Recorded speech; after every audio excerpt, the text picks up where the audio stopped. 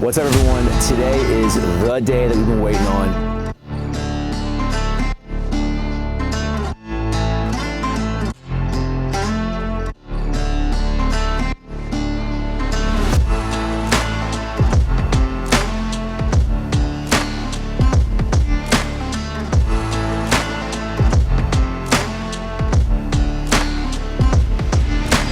What's up, everyone? Today is the day that we've been waiting on, and we are so excited. We are packing the car, headed to the airport. I got my cowboy boots on. I got my jeans on. That means we are headed to Nashville, Tennessee to do a couple days with my brother, Scotty Hasting, and we are going to take you guys along with us the entire journey, from us getting there to meeting up with him on Broadway, walking Broadway, about what does country music mean to him, what is it life like since he's been found on Broadway, where we're going to go through his recording studio. We're going to try to get a private tour of the Grand Ole Opry, which is, as you guys know, is the mecca of country music.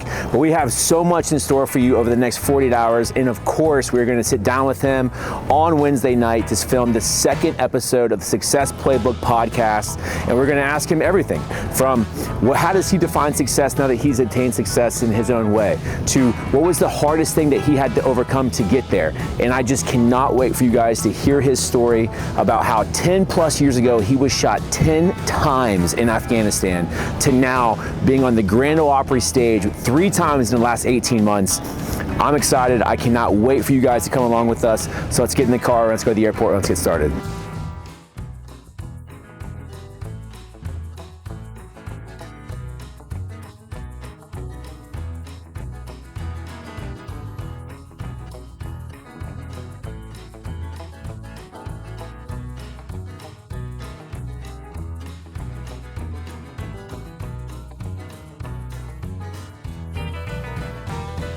So we're at the airport. My buddy Lee Giot's with us. We met up with him here. Part of the problem with being a mobile podcast is we have oversized bags. It costs $300 just to ship them over there, but it's gonna be worth it. It's fine. One of the many things, this is our first travel day, so we didn't know how much it was gonna be. So always could be worse, but good to see you as we go forward.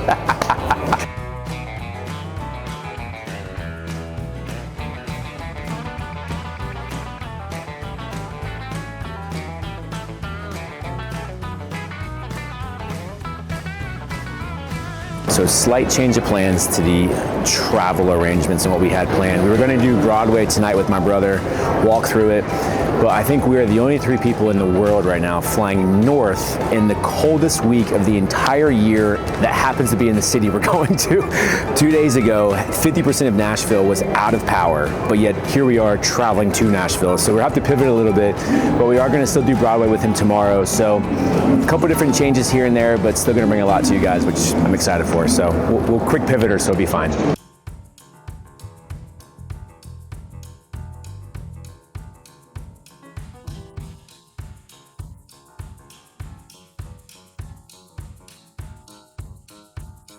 So it's pretty surreal, like the fact that we're able to travel to go and do behind the scenes with a singer-songwriter, recording artist in Nashville, then doing a podcast with a singer-songwriter, recording artist in Nashville, and that person is my brother. Like, I think that's one of the biggest reasons why I wanted to have him early on the Success Playbook, but on the channel and everything else, because he just has such an insane story, the fact that where he is today. I just can't wait to bring it to you guys, but I'm just beyond proud of him and what he's been able to accomplish and what he's been through and where he is today. But it's starting to kind of hit me that we're getting ready to travel and take off and do everything, that like we're going to interview my brother. So it's pretty cool.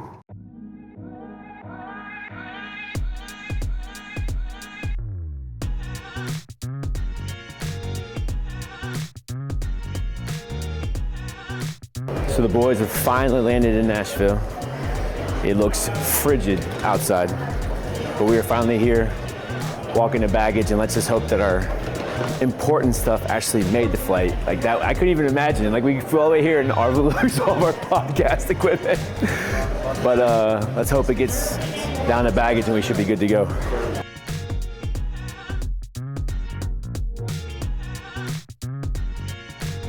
So like when I was a kid, we never had enough money to go to the airport. And so like whenever I started traveling and stuff a lot, I always wanted to play this game where you show up to the airport and you just pick somewhere to go.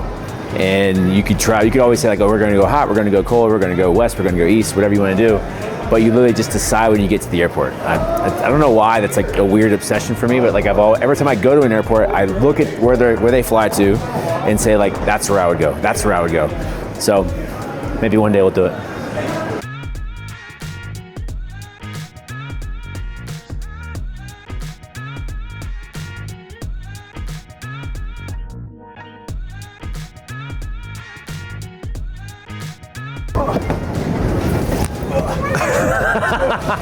We're rock climbers. Here we go.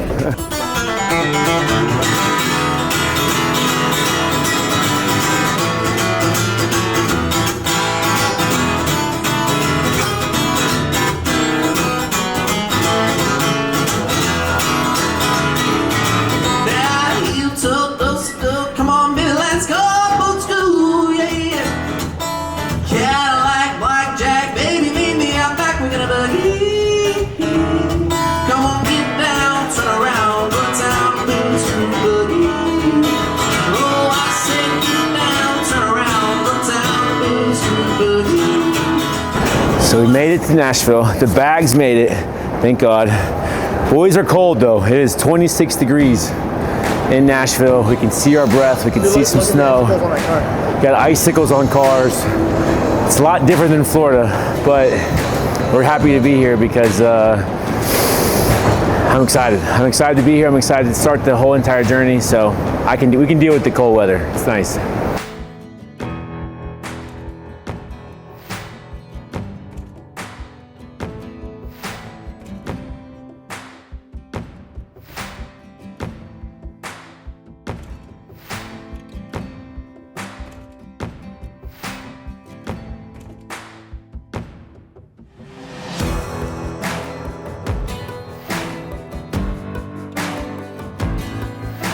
So we made it to downtown Nashville. We are a block away from Broadway. And of course, what we have to do, first thing we get to Nashville is we gotta look for cowboy hats. So we wanna get some cowboy hats. We're gonna walk into the famous Boot Barn right here off Broadway, see if we can find something we like, see if we can surprise my brother with one, and see what he thinks. So come on in with us and help us pick it out. What's up, man? How we doing? Good, good. So what's actually kind of funny about this Boot Barn is I was here about 2.5 months, 3 months ago, whatever it may have been, and I actually bought these cowboy boots from this Boot Barn. So now it's like full circle that we are gonna hopefully get a cowboy hat here too. So we'll see what we can find out.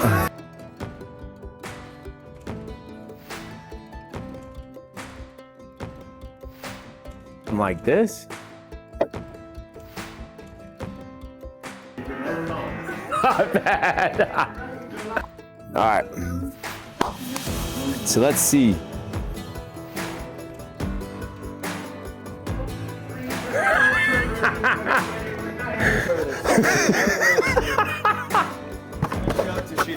We gotta actually plan a sales meeting where we show up in our cowboy hats.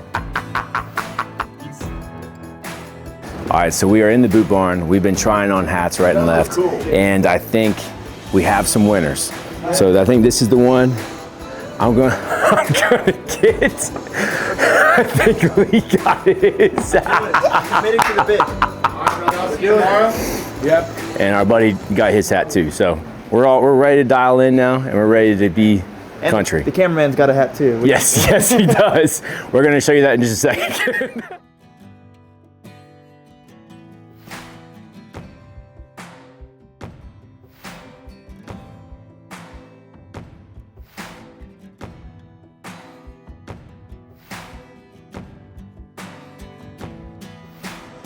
I think I made the right selection here. That brown doesn't work with this brown. My brother's going to absolutely die when he sees this cowboy.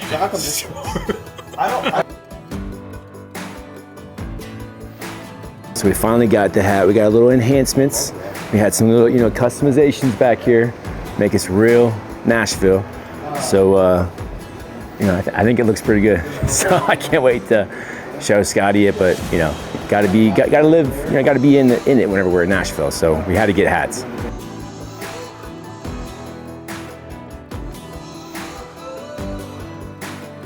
So we have officially made it to Broadway, the mecca of country music. And I will say there's some really cool things on Broadway. Like every single bar has live music. Some are 3 stories, some are 2 stories, some are every story's got live music. And the crazy thing about Nashville, if you've never been here for country music, is they always say that the next big artist to be found is singing on Broadway, because it's so competitive to sing and get, because you have to sing a 4-hour set, but also you got the opportunity to sing.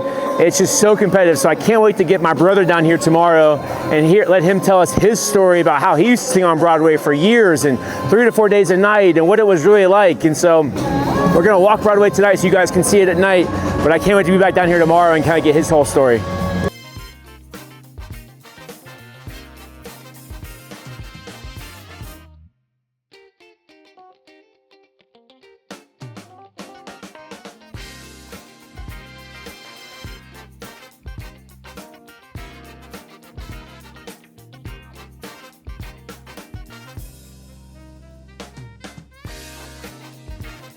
He used to be in here, right in the corner, right over here. So we'll hear him tell his story, but yeah, he'd be right here. I think it might have been his first ever singing on Broadway, I think, but I could be wrong on that. We'll ask him tomorrow. But yeah, he was right there for years. Standing in the shadows and the nights get cold. Going slow, and I belong to you. Break my heart, Broadway boy. Wanna find out about all the noise. Love me like a country song. Stay out drinking all night long. Cowboy hat and nicotine. Be so high, you can be so mean. Maybe play that guitar string. Makes me wanna sing. Break my heart, Broadway boy. Whoa, whoa.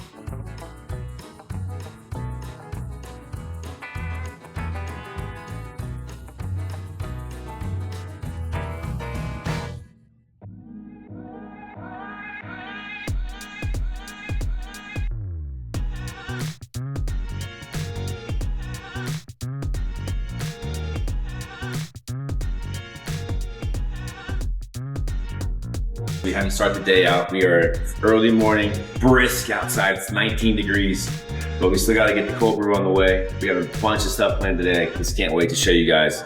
We're gonna meet with my brother for like about 30 minutes or so and just tour all of Nashville, all country music, get to know everything that he's doing on a day-to-day basis, but always got to start with coffee.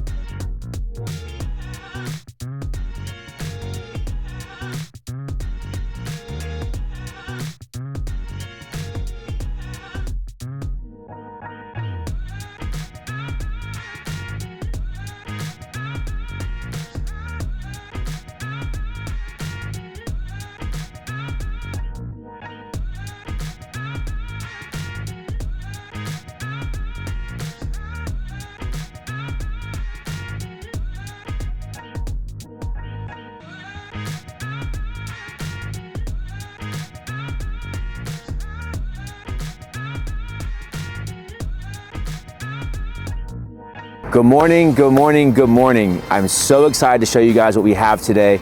We are on the scene of the mecca of country music, and we are here to show you guys behind the scenes of everything that entails being a singer-songwriter here in Nashville, Tennessee. And what better way to start than the mecca of country music at the Grand Ole Opry artist entrance. We are here with my brother Scotty Hasting. We're going to meet him in just a second, and we have a private kind of tour or whatever we want to do with the Grand Ole Opry, which is like never happened before.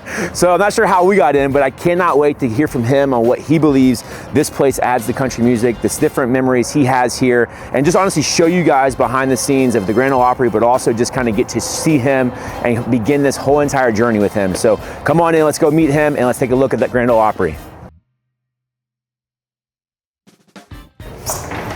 All right, there he is. What's up, buddy? How we doing, brother? Good, how are you? Good to see you. You too, man. Thanks for having us. This is my brother, Scotty Hasting, singer-songwriter with Black River Entertainment here in Nashville.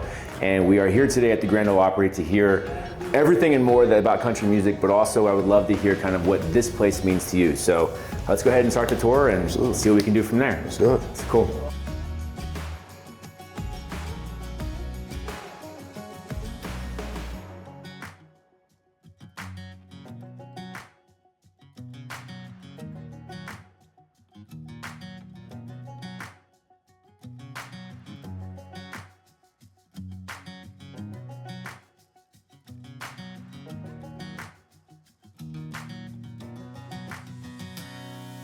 So as you walk in, this is the artist entrance, Scotty, and walk us through kind of what it's like whenever you are singing here tonight. Like, what do you guys do? Yeah, so as an artist, of course, you come in the artist entrance that we already came in.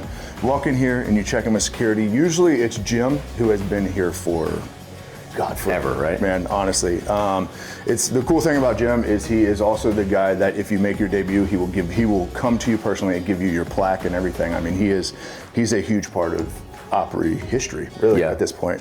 And once you check in with Jim or whoever's working security that day, they'll give you your numbered dressing room that you're gonna go to. Right. I think it's like 1 through 19 or something like that. And they'll give you your number and then you go find your dressing room. Yeah, which we're gonna show you guys in just a few minutes. We're gonna walk through those. But we see this Opry 100 everywhere. Like, is that, what is that? Yeah, so the Opry is celebrating 100 years. The Opry first opened up in 1927, I think, 1920, sometime in the 20s. This building has been here since the 70s. And the original Opry is actually at the Ryman Theater in downtown Nashville, correct? Yes. Very cool. So as we walk through the lobby, so there's some really cool parts here that we definitely want to point out. Number one is that this post office, right? Yes. This is a working post office, and this is for all the members that would have fan mail and all that stuff.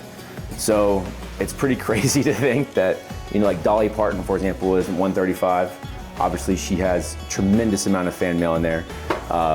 But I've been here 3 times and I've never even noticed this was here. So it's kind of crazy that it's so important. Yeah. And then on this wall, walk us through what this wall is, Scotty. So this wall right here is the wall of members. Everybody who is an artist in country music wants their name here. I know me as an artist, this is where I want to be. This is the holy grail for me. If I can get on this, that means that I've done all I can do. Yeah. But being a member, there's 77 active members right now.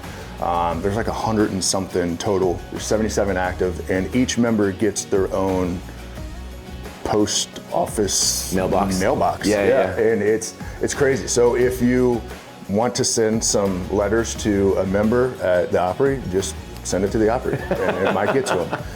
It's funny, you know, the members will come in and they'll check in, and then they immediately go to their mailbox and they'll get the letters and stuff. But yeah, I mean, this is where everyone wants to be. I mean, you have so much history on this wall. Yeah, and, I mean, just some of the names like Dolly Parton, Willie Nelson, you know, Janie Seeley, like all these are just insane names here that you see. Martina McBride, Alan Jackson, you know, Randy Travis. Absolutely. And it's just really like the who's who of country music, and it all here. It's crazy. You know, and it's amazing. You know, it's a whole process to become a member. Yeah, walk us through that. What does that mean? So in order to become a member, you have to fulfill so many days of playing. You have to play here so many times.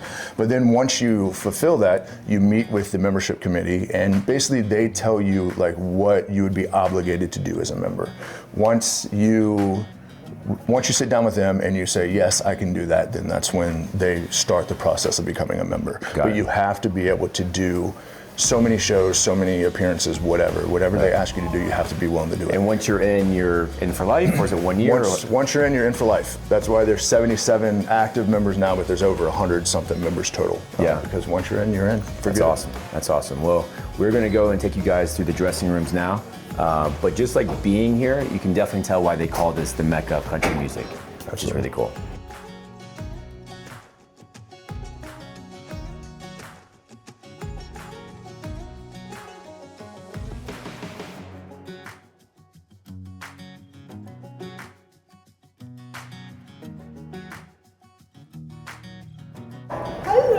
Hello. Which one want to hug Went to our first? favorite son first. I mean, we know that. Hi. Hi, baby. How you doing? Good, how are you? All right, everybody. So this is the queen of the Hasting family. So as she stops hugging her third son. Yeah, we missed Mom, you're on camera.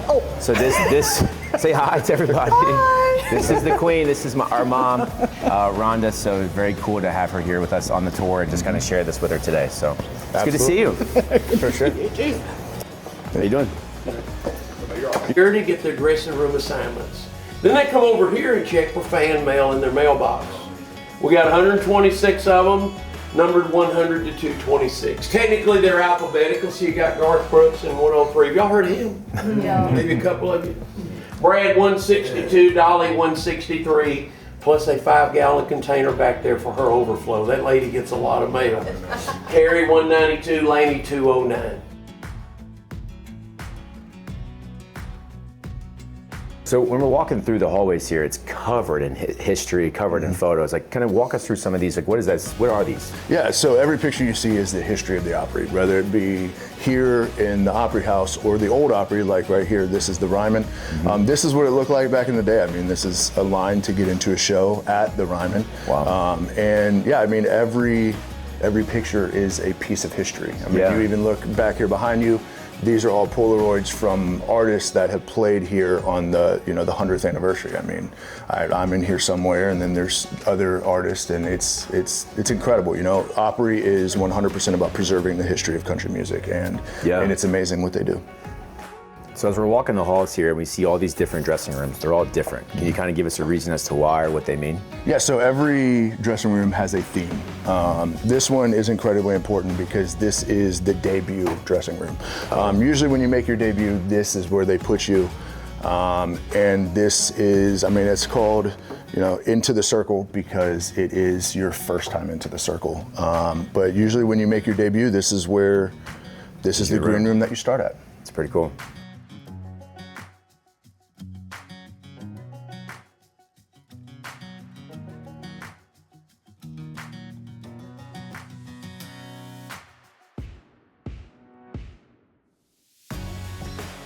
So as we're walking here, there's some pretty significant dressing rooms that I know you wanted to point out. And I think one of them is right here. Yes, absolutely. Number 5 is called Stars and Stripes.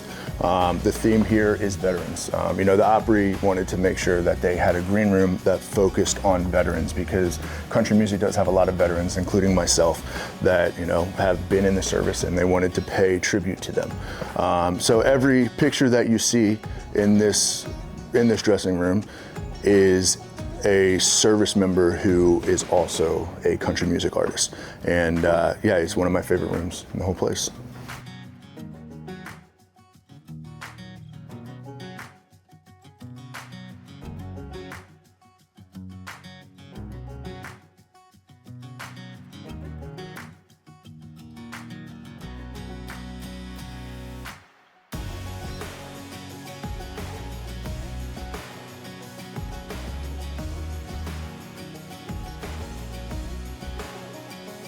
So as we're walking down this hallway, I know there's a very important dressing room up here on the left. Yes. Tell us why that's so important to you. So when I made my Grand Ole Opry debut, unfortunately, someone else was making the Opry debut as well. So they got the Into the Circle room, and I got put in this room right here, room number 9, the It Takes Two room.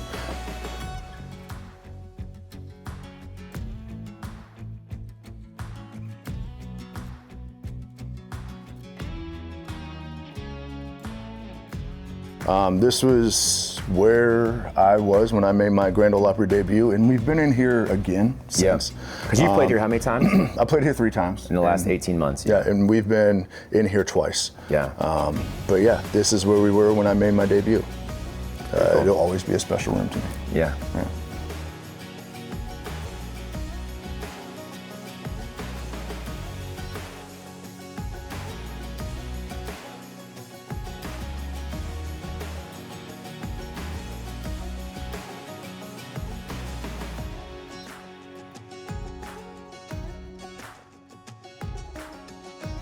So So as we're just walking the halls and stuff here, I mean, you can feel the country music history. Like, what is a couple of things that whenever you're walking through here that like really bring like, oh my gosh, like, where are we type thing? Oh yeah, man. I mean, this is the Mecca for country music. Yeah. You know, if you're back here, if you're an artist back here who's going to a dressing room, you've done something that means something in this industry. Yeah. And it's, you know, this is where everyone strives to be, and to be able to say that you've played here or that, you know, you have a dressing room, it's incredibly, I mean, fulfilling and more than anything you could have ever imagined. So what does that mean to you to be able to say that you've played here 3 times last 18 months and you have had your own dressing room 3 different times? Man, it means everything. I mean, I never thought in a million years that this is where I would be. And, you know, to be able to, you know, say that I've been able to play on, you know, the stage for country music I'm just blessed, man. Yeah. Beyond belief. So we're standing in front of a very special dressing room. Scotty, if you want to tell us why is this dressing room special to you and to our family, and give us the whole thing. Yeah, so this is dressing room 19, and this was where we were, not last time, but the time before. In July of last year. In July of last year, and this is the last place where we were with our dad. And you know, this was the last time that he ever got to see an Opry show. And he always came backstage. The best part about Dad is he always came backstage, and he was always in the dressing room, but he was never in the dressing room. He always walked around and wanted to meet all the other artists and stuff. It was really cool. But yeah, this is the last one. And we even have a picture from that day. Yeah, it's pretty surreal that the last time that Scotty and I ever had an in-person conversation with our father was literally in this dressing room at the Grand Ole Opry at Scotty's show. So seeing it again definitely brings back a lot. Yeah, it'll always be a very special room.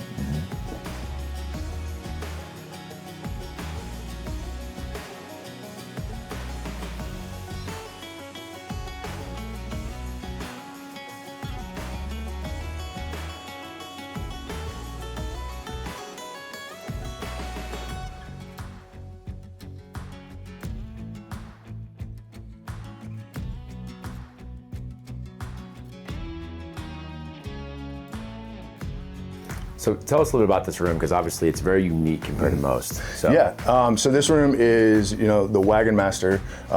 It's really a ode to Porter Wagoner, who had his own show, the Porter Wagoner Show, and honestly, it's where Dolly kind of got her start. Dolly Parton. Yep, he was a host of the show, and Dolly was a co-host, and she always came out and played and sang and stuff, and it's kind of where she started and became Dolly. Yeah. She's right there, yeah. Yep. So we have a funny, that's her over there? Okay, so we have a very funny story as a family in this room. Absolutely. So Scotty, tell us that story. So the time we were playing, we just talked about, my dad was here, and we were all hanging out here in the green room, and I was on the back corner of the green room, and in each green room there is a monitor. So I was back in the back corner here, I was playing with my guitar a little bit, and I looked up at the monitor and I saw someone standing in the circle, and I remember saying, look at the people in the circle. Right before the show started, It was right before the show started. Yeah. It was like within 5 minutes of the show starting. And and you're not allowed to be there at that time. And there was someone in the circle, and I was like, man, look at this person in the circle. Like, they better get out of there, man. And my guitar player was literally standing right here and just kind of chuckled and then looked again and said, dude, that's your dad. Man, of course it was. You know, that's who Dad was, though. You know, he was a wanderer, he was an explorer, and then he asked for forgiveness later. Well, you know what's funny too is when he came back to the room, he was like upset. He goes, they kicked me off the stage. Yeah. He's like, They're not supposed to be out there in the first place. Scott, can you believe they kicked me off the stage? It was ridiculous, man. It was so funny. It was one of my favorite, and always will be one of my favorite memories of the Opry, for sure. And then when you were on in November, you dedicated that to him, that picture. Yep. So you're here on concert day. You leave your dressing room or walk into the stage. Kind of walk us through the steps you go through, but what does this room mean? Kind of the whole 9 yards as you guys are getting there. Yeah, so this room is another room that's full of history of the Opry. It's incredible, but this is the room where kind of everyone hangs out.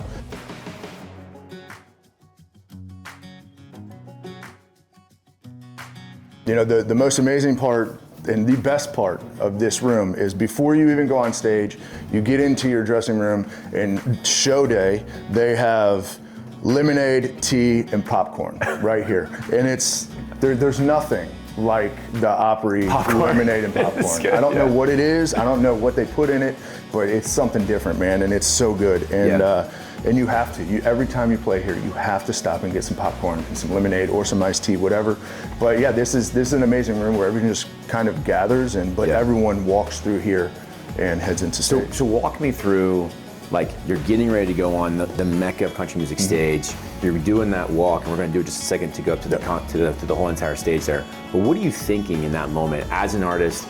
Are you just going through like your melodies? Are you going through mentally, like, hey, don't let me forget the words? Yeah. Like, what do you walk us through that? Yeah, I mean, a lot of it is, running through the songs that you're going to do, making sure, just mentally running through them, making sure that you remember the words. Yeah. But they just try not to freak out, honestly. At this point, you walk from the dressing room, headed to the stage, trying not to freak out at this point, because there's nothing like being on the stage. So let me ask you this: so comparison from the first time to your third time, were the nerves still there? Or Absolutely. It never gets any different, man. This is, when you step in that circle as an artist, you feel the history of this place in country music, and it's all on your shoulders, and there's nothing like playing here. And it never gets easier, and it always feels the same.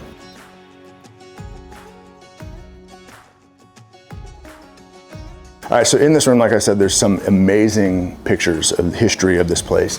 If you look up here, this is them installing the first floor that was here. And I say first because in May of 2010, there was a flood here, and this is the flood line, which means that the stage was actually covered, and it actually ruined that little piece of circle. So they had to go and get a new piece, and this is them installing the new piece of circle in the circle, which you will see soon.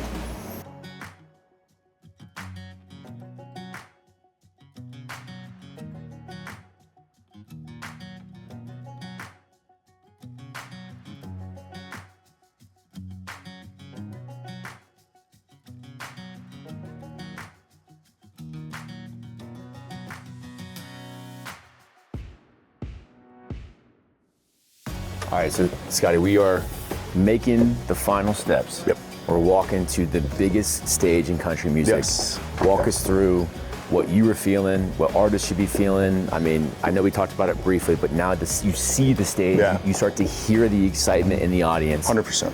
Does this, whenever you start to get like a little bit anxious? Yeah, man. Like, walk us through this. It's crazy. Like on night of, there's usually a monitor right here so you can see the show, and then this area is usually filled with people. Yeah. And this is where you see this for the first time. Yeah. And it's usually packed, and it's so dark normally that you can just see silhouettes and you can see heads everywhere. And there's nothing like it, man. When it's dark and you just see like these lights right here, it looks like stars. And there's nothing like it when you walk out here. This is my favorite walk of all time. Yeah. And it's incredible.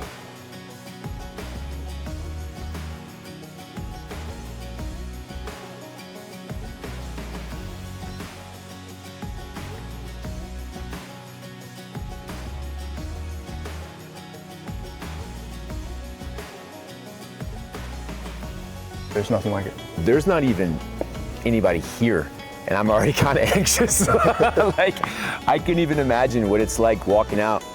And what's it hold? 4,000, 4,500, something like that? Something like that. 4,000, 4,500 people, and you're just out here, and they're all on you. Yep. So this is the Opry stage. Let's walk through like a Nashville concert day. Yes. They have the best band in the land, as everybody always says, the Opry 100%. House Band. Yep. The Opry House Band is the best band in Nashville, probably anywhere, honestly. Yeah. It's unbelievable what they do and how they can do it and how quickly they can do it. And then so when you come to stage, you usually bring one other person with you? As an artist who is not a member, you're able to bring 2 other players with you. Okay. So I'll usually bring a guitar or 2 guitar players, or I'll bring a guitar player, bass player, something like that. And if you are a member, you can bring your entire band. If you're a member, you can bring your entire band. That's cool. But yeah, normally the band director, the band leader, is right here. He plays the piano. He's in the same place every single time. Yeah. He usually welcomes you on, and then the rest of the band is all back here. Yeah. So let's talk about this. Right? Yes. This is the circle. This is what is so important to country music. This is what honestly, the Opry is all about. So walk us through this. What does this mean as an artist when you step into that stage? What does it mean? Yeah, I mean, this is the original floor from the Ryman when it was the Opry back at the Ryman. Yeah. And there's nothing like being in this circle. Yeah. I've played all over the world, and I've never felt emotions like I do when I'm standing in this circle. The cool part is that you see these lights that wrap around. These are actually lit up in blue when you walk around, and it's so cool being in this moment and looking out at all of this. So you said emotions. What emotions are you feeling? Is it excitement? Is it joy? Is it nervousness? Is it proud? Is it how the hell did I get here? It's all of them. Yeah. Put in one brief moment in time. Because the craziest part is you play 2 songs maybe here on this stage, and you come here and it's the build up backstage, and then you get here and you're in it, and the emotions are high, and whether it be just every emotion that you feel, and then you're done, and then you run off. I mean, it's truly like a blur every single time. I mean, you play 2 songs and then you leave, and it's incredible. You just try to take every moment that you can. Yeah. Well, I can tell you from somebody who's been in the stands, watched you get in the circle 3 other times, it's not just you who's feeling those emotions. It's us as your family. It's us as the people in the stands. And every show we've come here has been sold out. And everybody in this stadium, or whatever you want to call it, arena, or just concert hall, like everybody understands what this circle means, and they are all here to see the best artists in the entire world step foot in here. Absolutely. So the fact that you've done it 3 times, it's crazy. It's crazy. I'm not sure why or how, but I'm very proud of you. And obviously, it's been an insane run. And the fact you've done it 3 times in 18 months, like, what does that mean to you? Because there's probably not a lot of artists that have been really like your tenure to be in the Opry 3 times. So like, what does that mean to you to be able to have that? Like, yeah, I mean, it means everything, man. Like you said, I mean, 3 times in 18 months, there's not a lot of artists who have had that happen. Yeah. And especially this quickly in my career. Yeah. Usually it takes years for you to get into the Opry. And I was able to get into the Opry my first year after signing a record deal. Yeah. And, it's been a rocket ship, man. And it's been unlike anything I could have ever imagined. Yeah. And, this circle means a lot as an artist, but, this circle is also where our dad took his final picture. It was the last picture ever taken of our dad. So this circle means so much more as a son than it ever will as an artist. And talk about the last time that we were here. You were obviously had the amazing opportunity to honor our father here and show that picture on the big screen and really sing the song that you guys are going to hear later on today.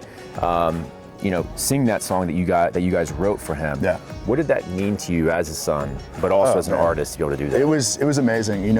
Dad loved this place. I mean, this was Dad's favorite place in the whole world. He never missed a show here, and he never would. Yeah.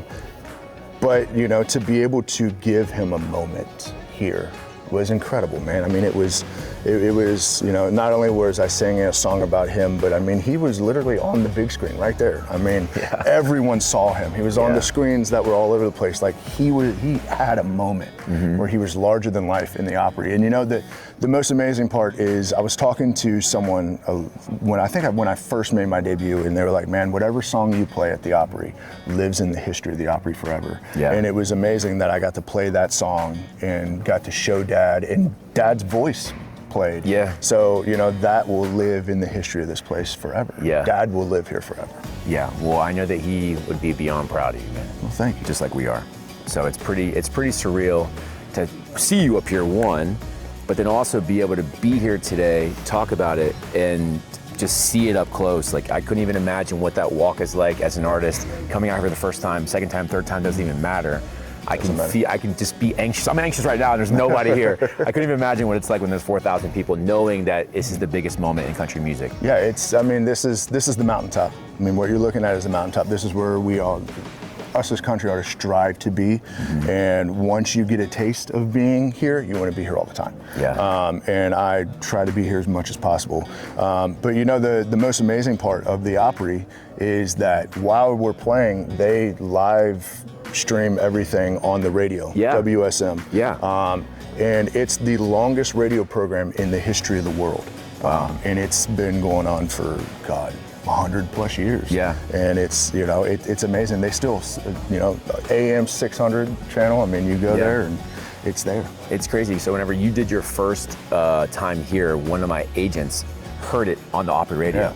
So it's kind of cool to kind of tie that in. So it's really surreal to be here. So it's very cool. Talk to me about this. Okay, so with this backdrop, sometimes they'll keep it this. Yeah. But also a lot of times they have these panels that they bring out and they flip around and they move up and down and stuff and they light up and it's such an incredible moment, man. Yeah. The lighting on this stage is unlike anywhere I've ever been. Yeah. And it truly just makes it such a moment every time you're here. It doesn't matter how many times you come here. Yeah. It feels the same every single time. Well, I can tell you from somebody who's been in the seats 3 different times, I mean, the audio and production and everything with it is like one of the greatest concerts you've ever been to. Oh yeah, they have the best team here, man. There's no one like the Opry, from the back staff that you talk to that get you here to the people who are working on the sides, that are working sound, to that are running the show. Usually there's a guy over there running the show that when it's about to be your turn, he's like, all right, go. Yeah. But yeah, everyone that works here is incredible. And what's crazy, if you've never been to an Opry show, there's like 7 artists in one night, or I did 7, 6, 7 artists in one night. And it's all like back to back to back to back to back. So the production has to be extremely dialed in. Absolutely. The band has to be dialed in because they have to know all the songs, all the things. Yep. And there's nowhere like it. And it's incredible because like we don't do like rehearsals out here on the stage. I'll take you guys back to a place where we normally do rehearsals. I've only done a sound check on this stage once. Other than that, you do your sound check back there with the band just so you know that like it came together somewhat good. Yeah. And then you come out here. That's why we say that the Opry band is the best band in the world, because you get maybe 10 minutes with them back there, and then you come out here and you play it for real. Wow. And it's incredible.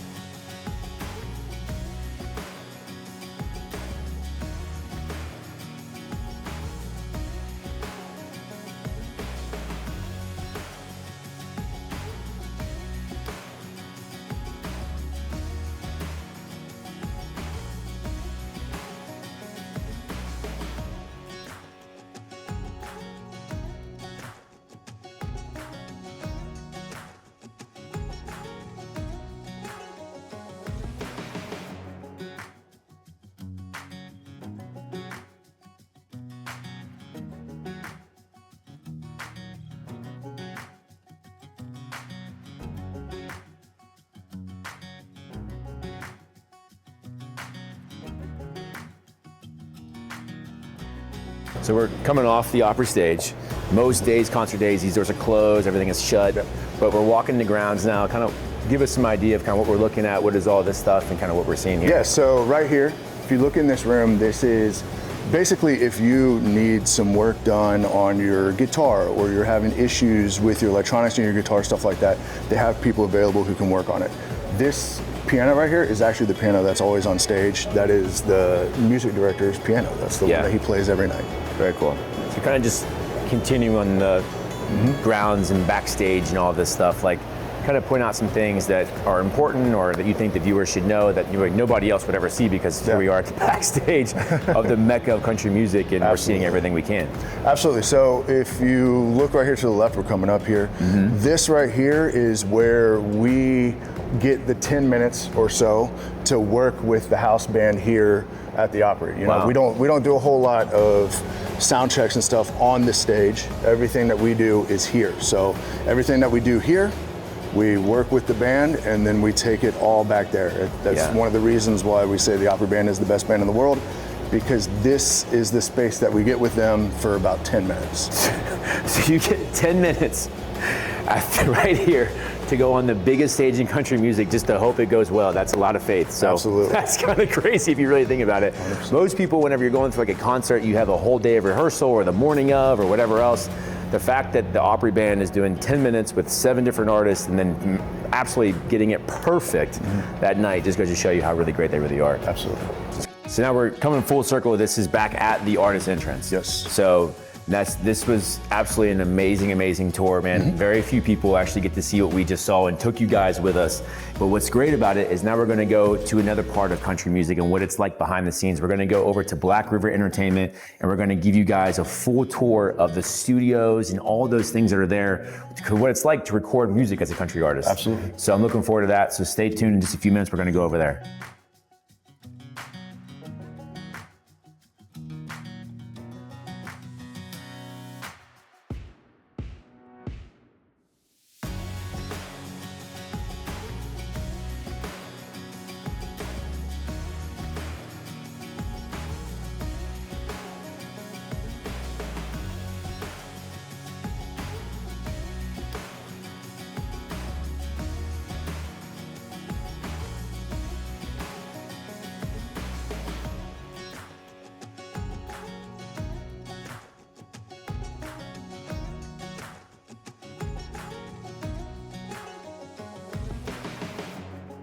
So we're in the parking lot of the Grand Ole Opry Artist Entrance, and tell us what makes this so special. So this area right here, where it says Grand Ole Opry Administration Only, when you make your Grand Ole Opry debut, they actually give you a plaque that looks a little bit like that says your name and it says Grand Ole Opry Debut, and they actually place it over that so that you have a special parking for your debut. It's pretty amazing. It's an amazing touch that the Opry does, and that's also the plaque that Jim, security guy, he'll grab it and he'll take it to you so that you have it and you get a picture. For the rest of your life, you it. get to keep it, right? You get to keep it forever. Very cool.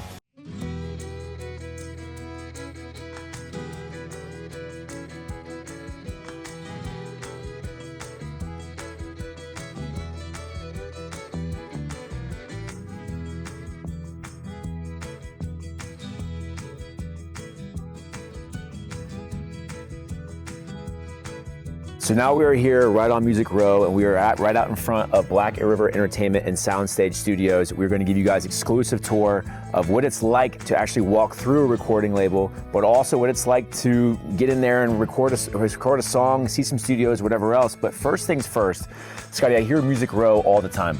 You can describe what Music Row is, tell our audience how it was found, all that stuff, and why is it actually important to Nashville? Yeah, you know, Music Row is the basic foundation for Nashville. It truly is. I mean, it is the row of record labels, really, is what it is. I mean, these two streets, both from where we're at right now to the street right over here on the right, to the right of us, and then the street past that is all record labels. Yeah. And you know, it's amazing, you see all these big buildings now, but back in the day, they used to be just houses. Wow. They were just houses, and people would go into the houses and they would record their music, and that's where they did it. I mean, this building right here is a historic RCA building, and it's just, there's so much history down here. Yeah. And so many amazing songs have been, you know, built and bred here. Right here. It's so insane.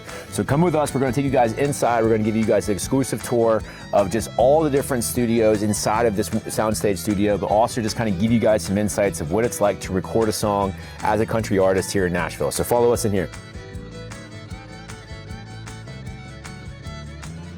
Now we're inside Soundstage Studios in Black River Entertainment. But Scotty, so walk us through. Does that mean that only their artists can record here, or is anybody? No, you know, we, you know, being associated with the label, we are able to use the studios down here, but these studios are actually rented out a lot by other artists. Yeah. And not just Nashville artists, not just country artists, but all different types of artists. Yeah. Well, it's hilarious. I have a funny story. We were actually here one time and you were giving us a little bit of a tour, and we were standing right in this moment right here, and we heard this like rumbling in this little snack room, and we're like, oh, who's that, or whatever else, and we're standing here. Out walks Dirk Bentley, and it's like he was just here hanging out. I was like, hey, what's up, guys? It was so crazy. It was crazy. But that's Nashville, right? And you never know who you're going to run into or who's going to be in there, so it was just really cool to see. Absolutely. All right, so first we have to go into this room. It's one of the coolest rooms here, so we got to go check it out. So this is cool. Yeah. So this room right here is our Atmos room. So if you've heard of Atmos, it's a new thing that's happening where you get 360 sound. So every song that we record here then comes into here, and they build it to where you hear 360 degrees of music. Wow. And it's incredible. It's amazing because you could be standing over here and get a completely different sound than if you're standing there or if you're sitting right here. And all that is done right in this room. All that is done in this room. So next, we have to check out the first stage as you come down the hall here. It's called front stage. Okay. I've recorded a bunch in this room. It's a really great studio. There have been so many artists that have recorded in the studio. Can you give us a few just for our... Paramore being one of them. Okay. And myself.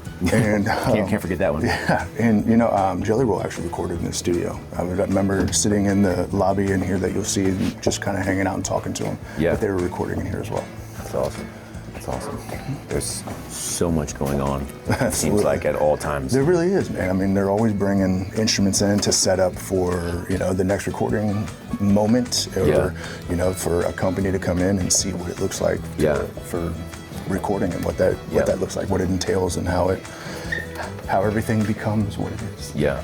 Well, I think the biggest thing that from my perspective at least, and I'm sure people are at home, is I never knew that like other artists could record at other labels and this and that, and so it's kind of cool just to like see that everything that goes into it, and like that's, you never know who you're going to walk into. That's so true. You never know. And yeah, I mean, Soundstage is one of the most utilized studios in Nashville. I mean, it seems like it's always rented out. Something's always rented out. Something's always being used.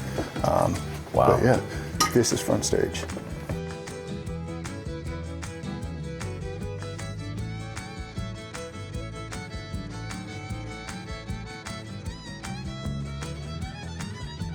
So this is front stage. Yes. So walk me through, kindergarten, music for dummies style. Like, what is this? What are we doing in here? Why is it all out here? Like, walk a little bit through it. Absolutely. So, the person who is sitting back behind here is the engineer. That's what they're called. They're the ones that are utilizing the computer to kind of make sure everything gets recorded and everything sounds the way it's supposed to. But all of these control individual things that are happening out there. Okay.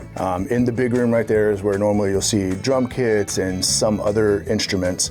And then we have isolation rooms like this one over here, where, a guitar player or somebody, an acoustic guitar player can be sitting in there and it's completely blocked off with sound. Right back here is our vocal booth. That's where when I come in here to record a vocal, I'm usually in that. Just soundproof, it's only soundproof, your voice. Only my voice is gonna be heard in there. Yeah, so this is where the more like production of the music is done. Yeah, this is where the mixing happens. The master of it, that's really cool. Yeah, because I feel like, I didn't know this until obviously you were here, and I'm sure people at home didn't know this. It's like, there's so many steps that goes into a song. Absolutely. It's not just, hey, I like this beat, hey, I like this vocal. There's so many aspects to like mastering it.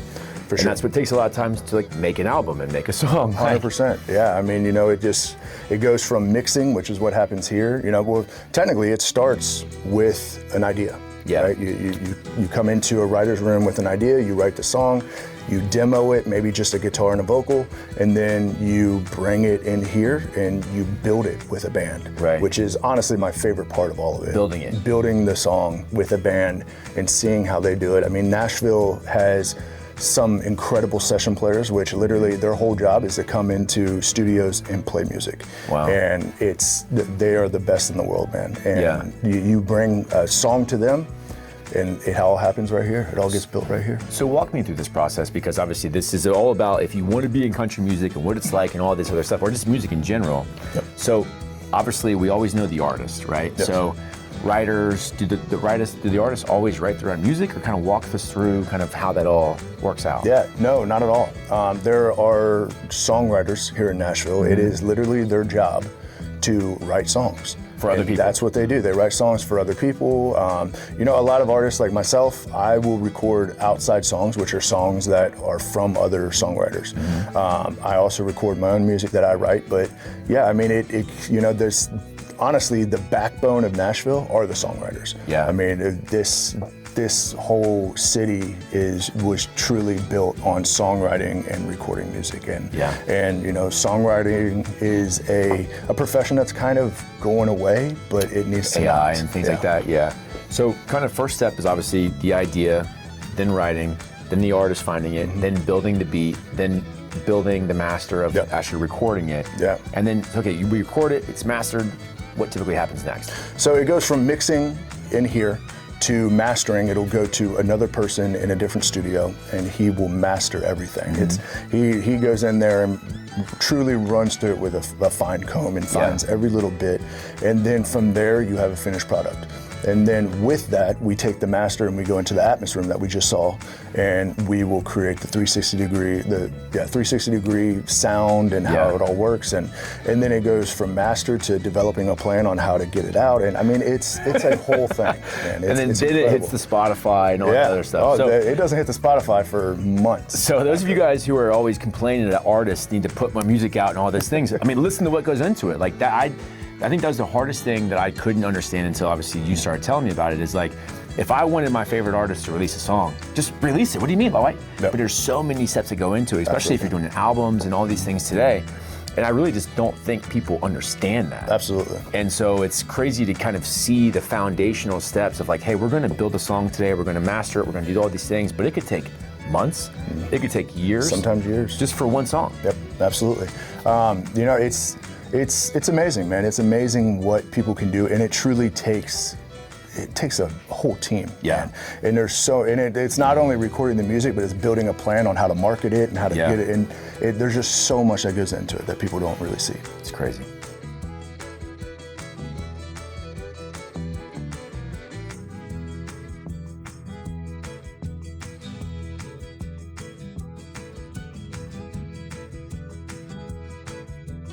So coming out of the vocal booth and obviously like where they build, we'll say, the music, this is where you actually play the music, right? Yes, this is honestly where the magic happens. Yeah.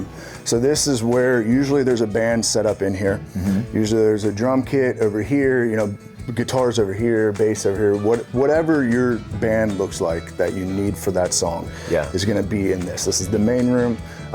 This is the coolest part, because this is where you take a song from an idea to a demo, and then this is where it becomes real. And everything from here feeds back into there where they master it and do everything? Yep, absolutely. Cool. Yeah, it's actually, I have a song out called Pro Beer, and you know, there's many things that we can do in this room. The thing that we did with Pro Beer is in that song, there's like a whole part where it's just a bunch of people yelling and stuff like that. Yeah. So what we did is we set up a microphone right here, and we had everyone that works in this building come in here and basically just scream into the microphone all at one time. Yeah. And it was really a cool, it was a cool touch. It was a cool time, but it was, you know, it was, I mean, there's so many different things that you can do. I've actually recorded vocals in this room. You know, there's so many great things that happen here. That's cool. And if you haven't heard Pro Beer yet, it's an absolute bop, so you definitely got to hear it. So I see these rooms back here. So let's walk in here and like, so walk us through kind of why, like what these rooms are, kind of what exactly goes on in here, and you know, what are these? Yeah, so these are isolation rooms. You have you know, grand piano in here. It's super loud, so you want to make sure that you have it isolated. Yeah. All of these are all isolated away from everybody else, so that you can get the truest sound that you can get. Each of these is a different isolation booth for, you know, you can put your guitar amps and stuff back in here, and then you close it and you can't hear anything. Wow. But it's, you know, everything is about stopping any other sound from getting into.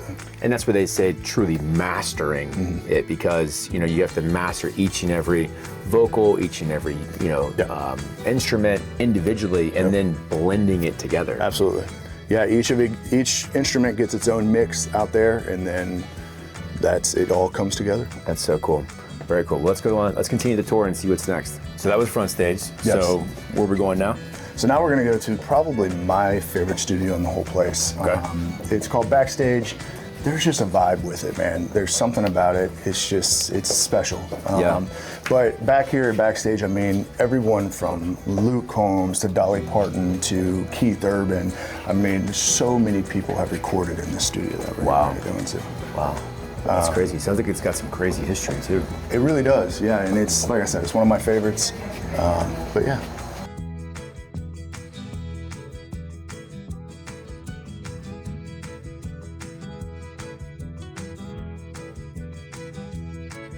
So this is Backstage? Yes, this is Backstage. Like I said, it's one of my favorites, not only because of the studio, but because of this space right here that we're about to walk into. There's just something so cool about this little break space or little chill space where you can just come in between different recording sessions and just cool. kind of hang out. I just love this space. Kind of got that like little speakeasy country vibe. It's Absolutely. Cool. So let's take a look at this. Oh yeah. Well, like I said, This is pretty crazy. there's just a vibe in this room. Yeah. And, there's so many people who've recorded in this space. And Yeah. It's just, yeah. So What's special about this place? So obviously we know a little bit about this, right? We talked about that, the front stage and all of that. Obviously there's some more equipment here. Yes. Walk us through a little bit of like what exactly this is. Do we still use this whole 9 yards? No, absolutely. We definitely still use this for sure. Each of those is a patch cable that will basically, all of this and all of the instruments go into this, and kind of like old operator system style. And then each of these is a different sound. So each instrument is plugged into a different one of these. It gives it a different sound, gives it a compressor, different things like that. Yeah.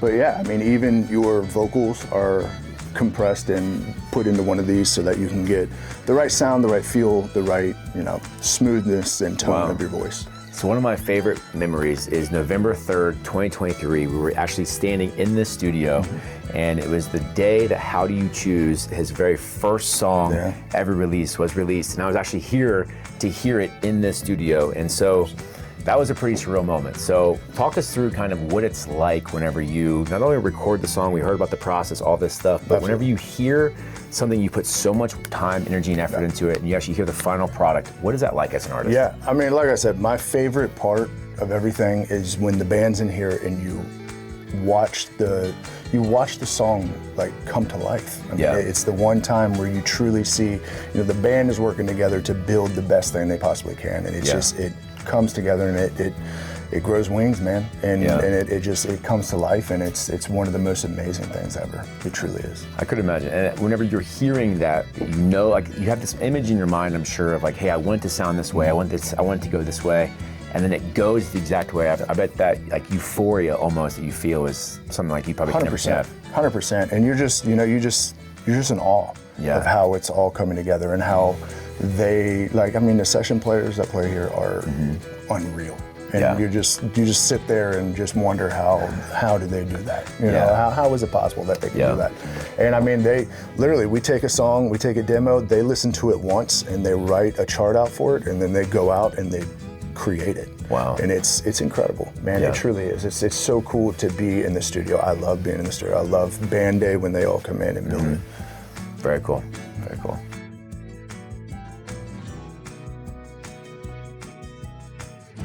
So now we're out of the control room. So what is this area? And obviously we can walk into the actual where they build the music, but like what is this room for? Yeah, so this is it's an extension of the main room.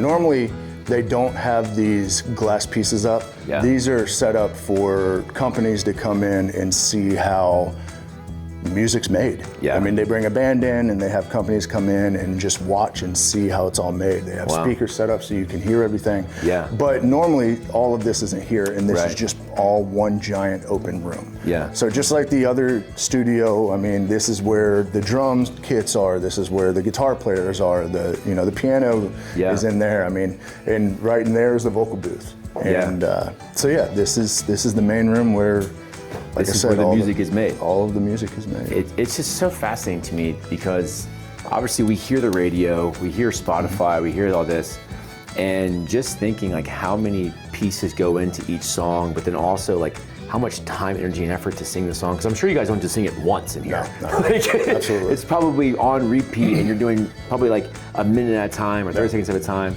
So that's just crazy to me. Yeah, I mean, when we're in here building a song, I mean, we're taking one song and we can be in here for that one song anywhere between 4-6 hours. Wow. And I'm singing the song over and over and over again. Yeah.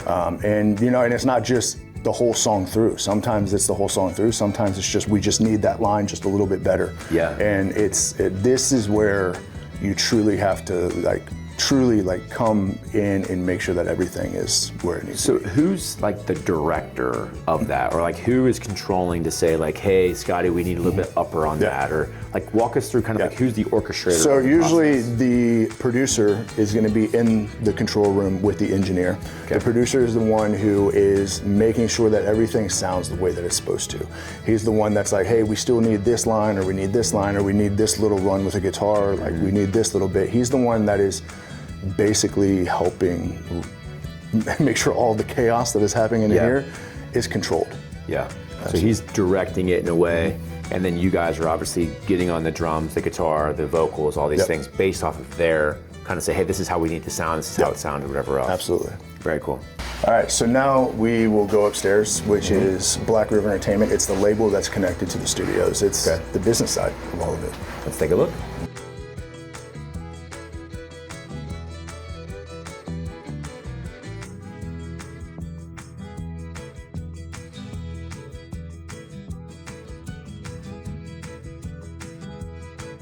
All right, so this is the side of the label that deals with songwriters and our songs. This is called publishing. This is literally everything that has to do with the songs that are written at Black River. Everything comes to our publishers who are back in here. And we have writers' rooms in here for the songwriters and stuff, and I will show you one of those right now. In this one right here.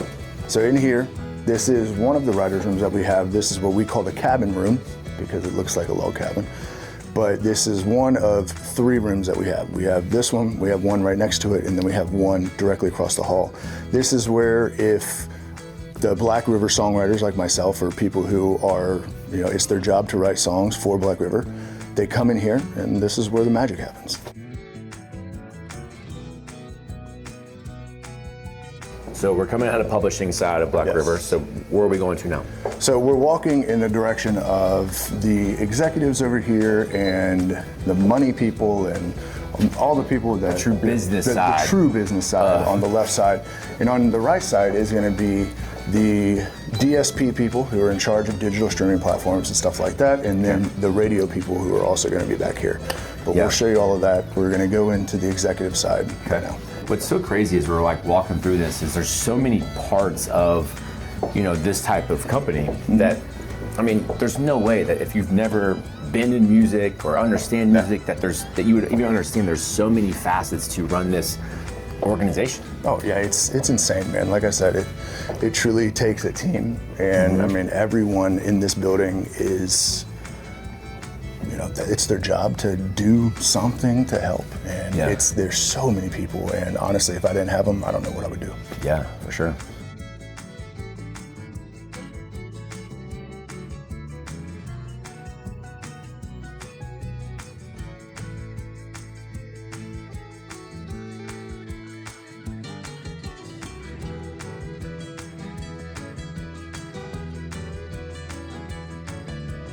So now we're going to leave the executive side, and then now we're going to... So we're going to head into the DSP and radio side. What does DSP stand for? DSP is digital service provider. So your Spotify, your Apple Music, anywhere that plays music, they deal with it over here, and then the radio people deal with it this over here, radio stuff.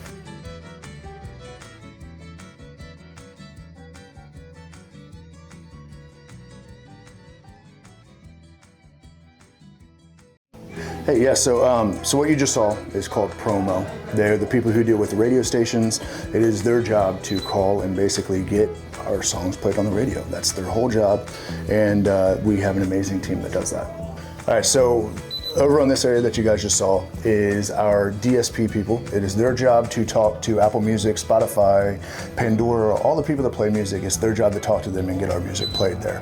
Also, at the very end is our VP of Marketing, Tanya. And so this is all marketing and DSP. Very cool. So what are we going to do next? So next we'll go into Ronnie's place here. For our third and final It's the third and final studio that we have here at Black River. Awesome. Let's take a look.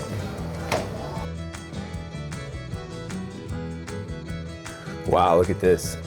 So this is the last stop of the tour. Scotty, what studio is this? And tell us a little bit about it.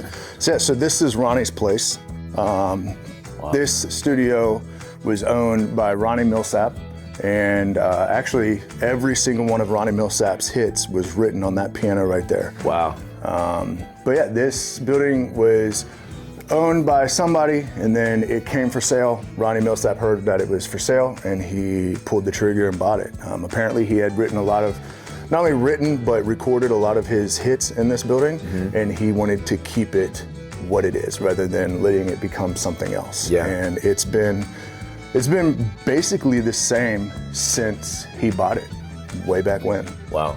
So I'm sure there's some probably huge name artists who have recorded albums here or whatever else. Like, what can you tell us? That, you know, Absolutely. The one that I know for sure is Jelly Roll actually rented this space out for about a year to work on an album. And yeah, I mean, we have artists that come here all the time and rent out spaces for extended amount of time. And this, I think the last that I remember was Jelly Roll. Very cool. Well, let's go into the control room really quick because that is always the best, my favorite part. So we'll take a look in here. And this is just like insane to me when you start looking at all this, and I couldn't even imagine like what this cost and what this setup and all of this. So yes, walk us through this a little bit. Man, I'm right there with you. All right, this is like speaking another language. Yeah. But I know that a lot of it actually happens on the computer over here. These just control individual things out there. Yeah. And the band and all that stuff are out in this main room. Usually the singers are in individual booths out there. Yeah. And everything is controlled right here. Well, this has been absolutely insane, taking a tour of Black River Entertainment and Soundstage Studio and just seeing everything that like really goes into country music, recording music and all of this. We're just beyond thankful that you had us here because it's been great. But if you guys have enjoyed this, stay tuned because we have the Success Playbook Podcast, episode 2. We're getting ready to film here in a little bit. That's gonna come. We're gonna dive into all the successes, the pain points, everything that he's been through to get us to this moment. So we are here on the birthplace of country music, Nashville, Tennessee, finding all about what it's like to be a country artist in Nashville and what's it really entail. And so I have my brother here, Scotty Hasting, who's a singer-songwriter, recording artist with Black River Entertainment here in Nashville. But what better way to find out what Nashville is all about than on Broadway? And we're gonna give Scotty's gonna kind of walk us through Broadway, kind of some history, where he was used to sing at, and just kind of give us some tidbits throughout this whole entire night about what Nashville really means to country music. So, absolutely, Scotty, thank you for doing this with us. I know we have a lot of action-packed things planned the next couple of days, but tell us a little bit about Broadway and like why is it so important to country music? Broadway is the gateway to our tourist world. I mean, without Broadway, I don't know if Nashville would exist, honestly. Yeah. Tourists, the tourists make up Nashville. It's what keeps us afloat. And, some of the greatest players, musicians, songwriters all play right here on Broadway. Yeah. So let's take a little bit of a walk. You can kind of give us some ideas of what places you've been singing at, but also some different memories and stuff that, you have. Absolutely.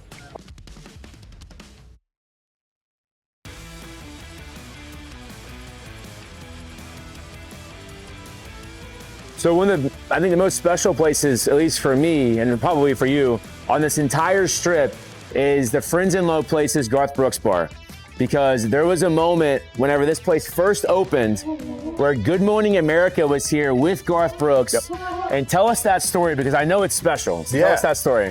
So I was able to be here when it first opened. Garth Brooks was here, Trisha was here, and I was able to ask a question to Garth Brooks basically about, what would you have told yourself, back in the day, before he was Garth Brooks? And his answer was, I would have told him, I would have told myself, you're not that good at sports, just focus on music. And basically it led to me being able to tell my story a little bit, but also Garth Brooks on national TV said that I can sing my ass off, which is insane. Yes. I never thought in a million years, number one, that I would ever meet him, let alone him know who I am, and for him to say that I can sing my ass off on national TV. That was insane. It was absolutely insane. And it was surreal because I remember like you're downplaying a little bit because I know Garth's team reached out to you and was like, hey, we would like Scotty to come down and all this other stuff. And you know, growing up, Garth Brooks was such a huge influence in our lives, our dad's life, everything. And it's really kind of got him into country music. And so having that moment was just so special.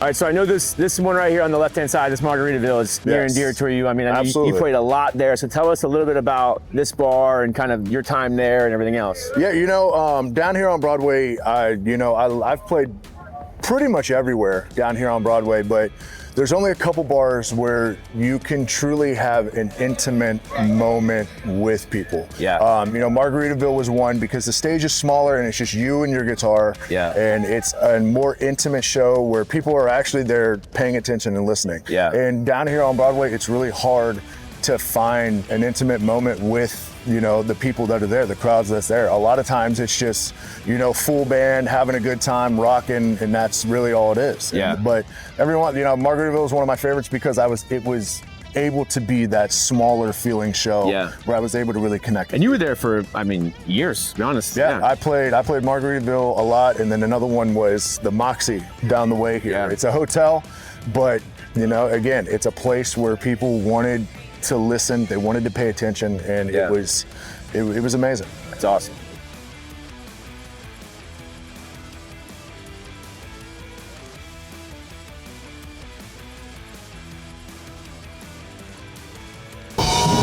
Hey! What's up, buddy?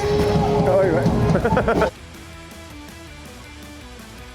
So, I mean, obviously we hear about Broadway, we hear people singing on Broadway. Like, why do you think Broadway and the opportunity to be found like this is so important to country music?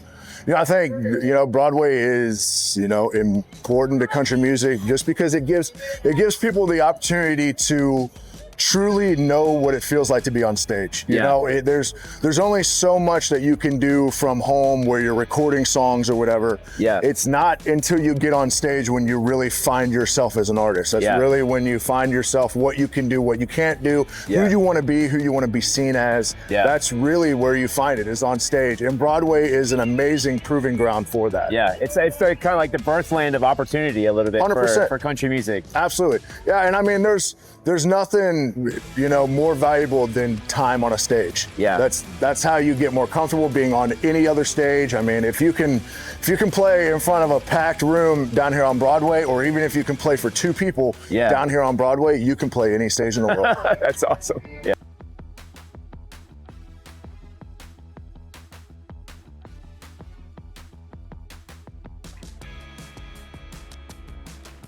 Just so excited to be here, man, and I'm so excited to bring our channel, you know, the behind the scenes of what it's like not only to be successful in music, but also like what is it like to be a singer-songwriter, recording artist in Nashville.